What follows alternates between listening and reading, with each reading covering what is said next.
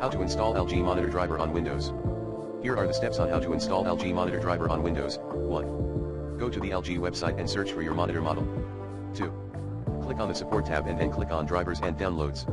3. Select your operating system and then click on the Download button next to the driver you want to install. 4. Once the driver has been downloaded, run the installer file. 5. Follow the on-screen instructions to complete the installation. Here are some additional tips for installing LG Monitor drivers. Make sure that you are downloading the correct driver for your monitor model and operating system.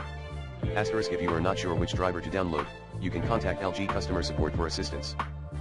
Once the driver has been installed, restart your computer. If you are still having problems after installing the driver, you can try the following. Uninstall the driver and then reinstall it. Update your graphics card driver. Check the monitor's power settings. Make sure that the monitor is connected to the correct input.